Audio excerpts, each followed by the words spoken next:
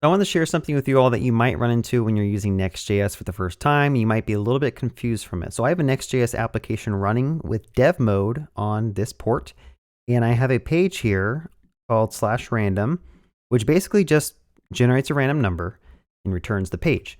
Okay, so if you're familiar with Next.js, you'll look at this code and you'll say, okay, this is going to be a statically rendered page. Okay, this is statically rendered on build time. When you're on next build, it should generate a static page. And that page should never change because we're not doing anything dynamic. If you don't know, whenever you're messing with props here, like search parameters or cookies, or you're messing with an asynchronous function that might be using a noStore, Next is going to mark this as dynamic, and then that's going to make it load a new piece of data every single time.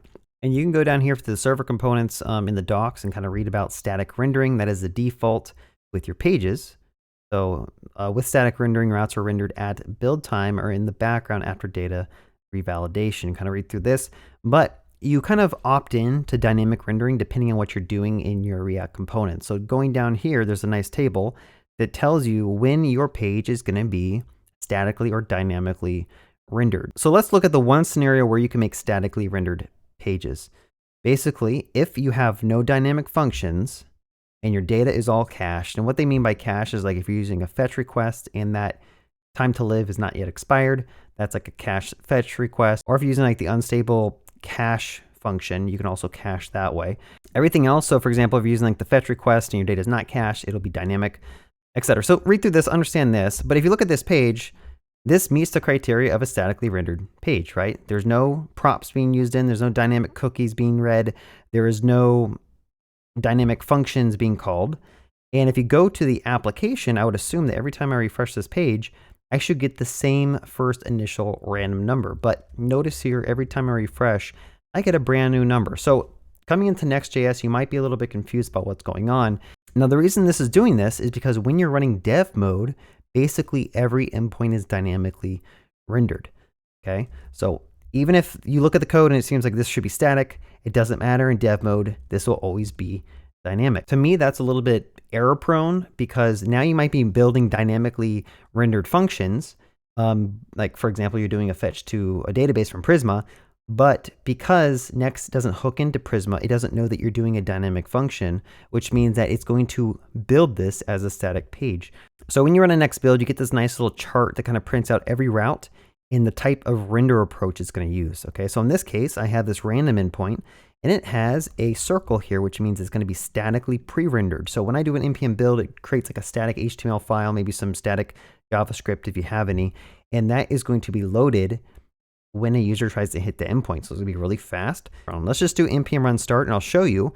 Now when I actually run Next in production and I refresh, notice that I get 0.9 and it never changes again because this is a statically rendered page. I'm sure if I go to Next.js over here and I look through here and try to find that page, okay, honestly, I don't know how to find that. Let's just see if I can find this number somewhere inside of this next folder. I'm going to say find in folder. I'm going to type in that number, and here we go. We got random HTML, and this is that static asset I was talking about. Notice that it generates a static random HTML page, and that is hard-coded here. So there's no way that's ever going to change, and that's expected, right? That's how I wanted my endpoint to be.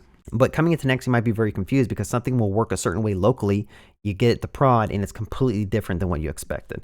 So what is the potential workaround to make this dynamic so that every time someone hits this endpoint, it will refresh? There's two approaches. The first one is you can say export dynamic equals force dynamic. I think you do that. And this is going to tell Next that whenever you hit this endpoint, it's going to go ahead and be a dynamic endpoint. So let's just do an npm run build, and I'll show you this real quick. All right, so now if you look at the random endpoint, you'll see that there's a lambda character here, right? This is a dynamic endpoint, which means if I were to do npm run start, which means every time a user hits this endpoint, they're going to get a fresh math.random. So this is the older approach to setting pages as dynamic, but there's actually a cooler, better way that you can actually set functions to be dynamic by basically importing a noStore function. So to demonstrate that, I'm going to say noStore. I'm going to go ahead and import this. I'll say as noStore here to kind of alias that import, and I'm going to call it like this. So now what this is going to do is it's going to basically check if this component or any subcomponent you're loading in happens to have a noStore, then it's going to kind of treat this entire page as a dynamically rendered page. So now if I run an npm build, you'll notice that this is still going to be marked as a dynamic endpoint. And there you see it. It is marked as dynamic at this Lambda character. Now, the reason for doing this is, let's say you had some type of like data model, or you had like an ORM. Let's just call it like data. So let's say I had like an ORM, or I had some external function that I wanted to wrap all of my data access layer in. I'll say export async function and get users. And we're going to go ahead and just call noStore here, like this. Kind of annoying they have to alias that, but hey. And then let's pretend that this is actually going to do like a Prisma call. I don't have Prisma set up in this project, so let's just return some data. I'll say like hello world, returns an array. So then instead of putting noStore in your top level page, you can actually just import the function. Let's just go ahead and map over these users real quick, and I'm going to go ahead and return a div that has like name in it. Probably put a key here. Good enough, right?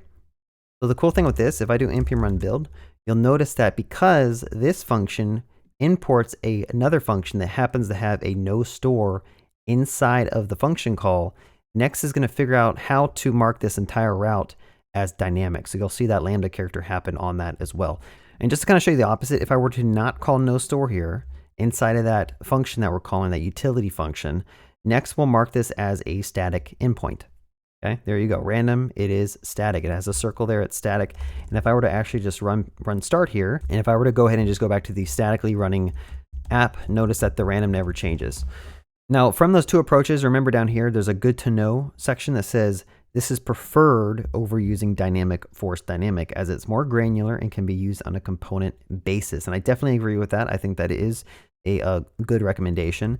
I want to say this is also documented in nextjs.org/learn if you get to chapter 8, which I highly recommend. Read through this. I read through this a couple days ago. I read through all of it. A lot of good content. I did learn a couple of new things, and this is one of those things that I was exposed to.